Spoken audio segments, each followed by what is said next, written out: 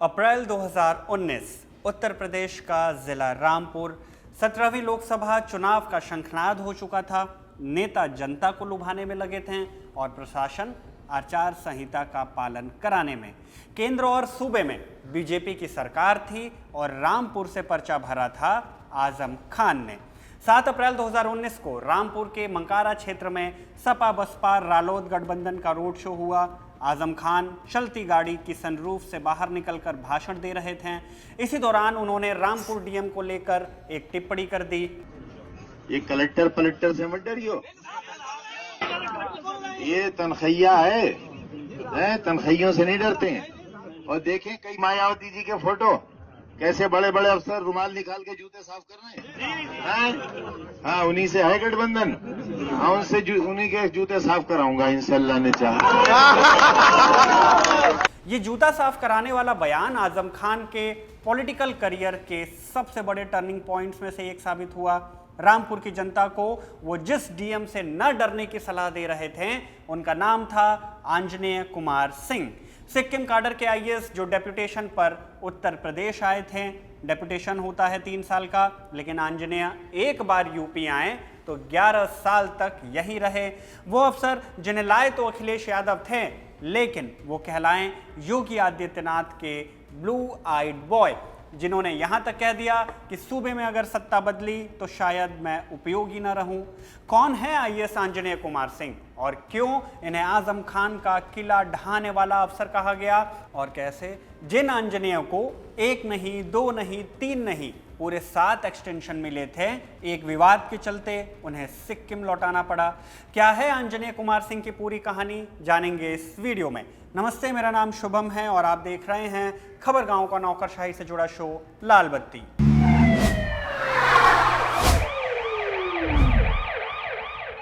चौबीस अगस्त 2026 उत्तर प्रदेश सरकार ने 17 आईएएस अधिकारियों के तबादले का आदेश जारी किया। जिन अफसरों का तबादला हुआ उनकी खबर तो बनी ही, लेकिन इससे ज्यादा खबर बनी उस अफसर की जिनका नाम इस फहरिस्त से गायब था। मुरादाबाद कमिश्नर आंजनेय कुमार सिंह, सिक्किम काडर के आईएएस जो फरवरी 2015 से ही इंटर काडर डेप्यूटेशन पर यूपी आए थे, अब उन्हें उनके मूल काडर सिक्किम भेज दिया गया है। उत्तर प्रदेश के मऊ से आने वाले आंजनेय ने पूर्वांचल यूनिवर्सिटी से अंग्रेजी में बीए और एमए की पढ़ाई की, बनारस हिंदू विश्वविद्यालय से जर्नलिज्म की डिग्री ली और 2004 में यूपीएससी क्रैक कर आईएएस की पोस्ट हासिल की। काडर अलॉट हुआ सिक्किम। यूपी आने से पहले 10 साल तक इन्होंने सिक्किम में ही सेवाएं दी। डीओपीटी गाइडलाइंस के मुताबिक इंटर काडर डेप्यूटेशन आमतौर पर तब मिलता है जब किसी आईएएस अधिकारी को गंभीर परेशानी हो या फिर उसकी कोई डिमांड हो, मांग हो। हालांकि सिर्फ चाह से नहीं काम होता। पहले तो कम से कम 9 साल की सर्विस पूरी करनी चाहिए, फिर जिस काडर में आईएएस अधिकारी है उस राज्य सरकार से एनओसी लेनी होगी और जिस राज्य में उसे जाना है वहां की सरकार से भी सहमति चाहिए होती है, और उसके बाद अंतिम फैसला होता है केंद्र सरकार के department of personnel and training के दफ्तर में। नियम तो यह है कि इंटर काडर डेप्यूटेशन सामान्यतः 3 साल के लिए मिलता है।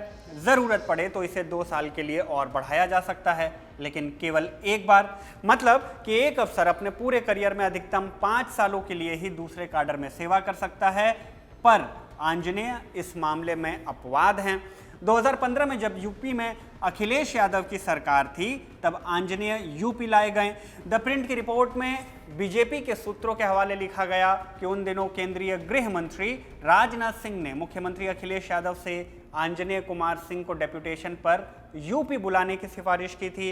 यहाँ उन्हें आते ही 3 जिम्मेदारियां एक साथ सौंप दी गईं। भूमि विकास विभाग का सीईओ बनाया गया, सिंचाई एवं जल संसाधन विभाग का विशेष सचिव और लखनऊ विकास प्राधिकरण का निदेशक। आंजनेय इसके बाद 2016 में बुलंदशहर के कलेक्टर बने।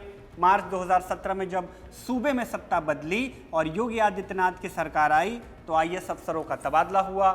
इस तबादले में आंजनेय को कॉमर्शियल टैक्स और जीएसटी विभाग में एडिशनल कमिश्नर का पद दिया गया। करीब 1 साल की पोस्टिंग के बाद उन्हें 2018 में फतेहपुर भेजा गया जिलाधिकारी बनाकर, और फिर 2019 में रामपुर। यही वो पोस्टिंग थी जहां से आंजनेय और आजम खान का किस्सा शुरू हुआ। नियमतः आंजनेय का इंटर काडर डेप्यूटेशन 2020 में खत्म हो चुका था, लेकिन उन्हें एक के बाद एक एक्सटेंशन मिले और 2021 तक वो जिलाधिकारी रामपुर रहे। इसके बाद उन्हें मुरादाबाद मंडल का कमिश्नर नियुक्त कर दिया गया। अब यहाँ दो सवाल हैं। पहला ये कि आंजनेय को 7 एक्सटेंशन क्यों मिले, और 7 मिल ही गए तो फिर 8वां क्यों नहीं मिला। ऐसे सवालों का सीधा सा जवाब नहीं होता। ग्राउंड पर जो चर्चा है वो हम आपको बता सकते हैं। आंजनेय के काम को करीब से देखने वाले इंडिपेंडेंट जर्नलिस्ट और टॉप सीक्रेट के संपादक अभिषेक उपाध्याय कहते हैं कि यूपी काडर में आंजनेय के एक्सटेंशंस की एक बड़ी वजह आजम खान के खिलाफ चली लंबी कार्रवाई रही है। वो कार्रवाई जिसकी शुरुआत आंजनेय के रामपुर आते ही शुरू हुई। 2019 17वीं लोकसभा चुनाव का साल था। फरवरी 2019 में आंजनेय को रामपुर जिले का जिलाधिकारी बनाया गया। कुछ ही दिनों में लोकसभा चुनावों का ऐलान हुआ।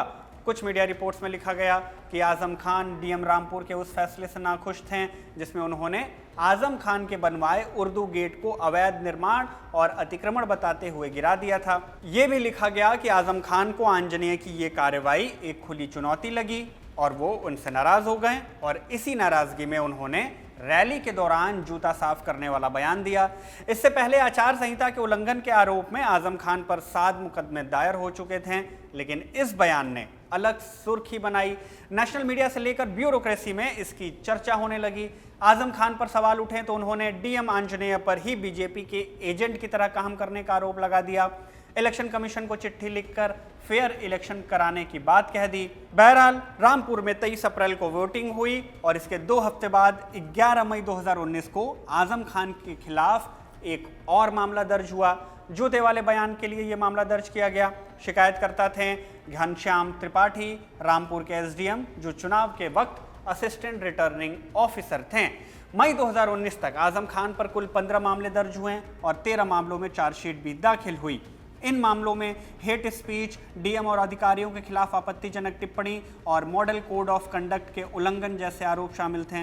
इंडियन एक्सप्रेस की रिपोर्ट के मुताबिक बयानबाजियों से इतर अब आजम खान पर लैंड ग्रैबिंग, चीटिंग और क्रिमिनल इंटिमिडेशन से जुड़े मामले भी दर्ज हो चुके थे। आगे चलकर कोर्ट ने इन पर सजा भी सुनाई, लेकिन उससे पहले ही रामपुर में हवा बदलनी शुरू हो गई।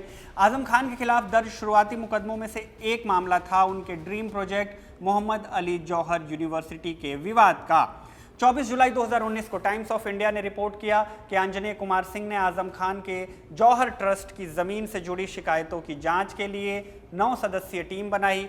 जांच हुई, रिपोर्ट भी आई। जुलाई 2019 में जौहर यूनिवर्सिटी के लिए जमीन कब्जाने की शिकायतों के बाद जिला प्रशासन ने आजम खान और उनके सहयोगियों को लैंड माफिया घोषित किया और उनके नाम यूपी सरकार के एंटी भूमाफिया पोर्टल पर डाल दिए। अगस्त 2019 में रामपुर डीएम आंजनेय ने इस मामले पर कार्रवाई की। इंडियन एक्सप्रेस की रिपोर्ट के मुताबिक जिलाधिकारी आंजनेय कुमार सिंह ने आरोप लगाया था कि आजम खान ने करीब 12 हेक्टेयर किसानों की जमीन और करीब 5 हेक्टेयर कोसी नदी के पास की सरकारी जमीन पर जबरन कब्जा किया है। अगस्त 2019 में इंडियन एक्सप्रेस से हुई बातचीत में आंजनेय ने कहा था कि आजम खान ने जमीन के चारों ओर दीवार बनवा दी है, जिससे लोगों को कोसी नदी तक जाने में रुकावट हो रही है। आंजनेय कुमार ने यह भी आरोप लगाया कि आजम खान ने एक पीडब्ल्यूडी गेस्ट हाउस पर भी कब्जा कर लिया, जो अब विश्वविद्यालय कैंपस का हिस्सा बन चुका है। आंजनेय ने आगे बताया कि जिलाधिकारी का चार्ज लेने के बाद से ही उन्हें आजम खान के खिलाफ कई शिकायतें मिली थीं। इनमें से कुछ शिकायतों की जांच की गई और उनके आधार पर मामले दर्ज किए गए। एक हफ्ते के अंदर ही जौहर यूनिवर्सिटी से जुड़े लैंड ग्रैब मामले में 26 एफआईआर दर्ज हुए। ये शुरुआती मामले थे, लेकिन साल के अंत तक इनकी संख्या बढ़कर 70 से भी ज़्यादा हो गई। तब डीएम आंजनेय सिंह ने कहा था कि इनमें से अधिकांश मामले क्रिमिनल केसेस के हैं और इनके आधार पर हिस्ट्री शीट खोलने का विचार भी किया जा रहा है और खोला भी गया। जनवरी 2020 में रेवेन्यू बोर्ड के आदेश के बाद रामपुर प्रशासन ने जौहर यूनिवर्सिटी से जुड़ी 104 बीघा जमीन अपने कब्जे में ले ली। आंजनेय सिंह ने ही ये कार्रवाई की। कुछ जमीनें आगे चलकर किसानों को लौटा दी गई।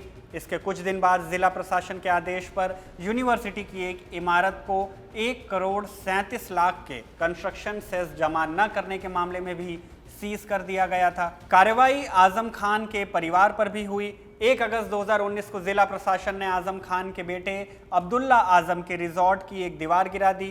प्रशासन का आरोप था कि दीवार सिंचाई विभाग की जमीन पर बनी थी और वहां पहले एक नाला था। द ट्रिब्यून की रिपोर्ट के मुताबिक तब के डीएम आंजनेय कुमार सिंह ने कहा था कि कई शिकायतें मिली थी, उनकी जांच की गई तो पता चला कि ये निर्माण अवैध है। इसके खिलाफ नोटिस भी दिए गए थे, लेकिन संतोषजनक जवाब नहीं मिला। इसके बाद जिला प्रशासन और सिंचाई विभाग ने मिलकर इस कार्रवाई को अंजाम दिया। ऐसे दर्जनों मामलों के चलते आजम खान के खिलाफ कोर्ट में कार्रवाई चलती रही। इधर मार्च 2022 में आजम खान ने अपनी लोकसभा सीट से इस्तीफा दिया और विधानसभा के चुनाव में जीत हासिल की। लेकिन इसी साल अक्टूबर में रामपुर की एमपी एमएलए कोर्ट ने आजम खान को हेट स्पीच के एक मामले में 3 साल की जेल की सजा सुनाई। इस कन्विक्शन के साथ ही आजम खान की विदाई की गई और आजम खान जेल गए और तब से अब तक कुल 8 मामलों में वो सजा याफ्ता हैं। 2022 में जब आजम खान को पहली बार कन्विक्ट किया गया, तब तक आंजनेय कुमार सिंह का प्रमोशन हो चुका था। उन्हें रामपुर जिलाधिकारी से मुरादाबाद मंडल का कमिश्नर बना दिया गया था। यह भी उनका सेवा विस्तार ही था। तब समाजवादी पार्टी ने इसे एक बड़ा मुद्दा बनाया था। द प्रिंट की रिपोर्ट बताती है कि समाजवादी पार्टी के अध्यक्ष अखिलेश यादव ने आंजनेय कुमार सिंह को बीजेपी के करीब बताया था और आजम खान के खिलाफ व्यक्तिगत बदले की भावना से काम करने का भी आरोप इन पर लगाया। इसके साथ ही उन्हें बार बार दिए जा रहे सेवा विस्तार पर सवाल उठाए थे। नवंबर 2024 में जब संभल में अदालत के आदेश पर मस्जिद के सर्वे के बाद सांप्रदायिक हिंसा हुई थी, उस समय आंजनेय कुमार सिंह मुरादाबाद के मंडलायुक्त थे। समाजवादी पार्टी ने आरोप लगाया कि हिंसा के दौरान आंजनेय सिंह ने पक्षपात किया था। 2024 के लोकसभा चुनाव से भी ठीक पहले अखिलेश यादव ने आंजनेय कुमार सिंह के सेवा विस्तार का मुद्दा चुनाव आयोग के सामने रखा। उन्होंने उनके एक्सटेंशन को सेवा नियमों का उल्लंघन बताया।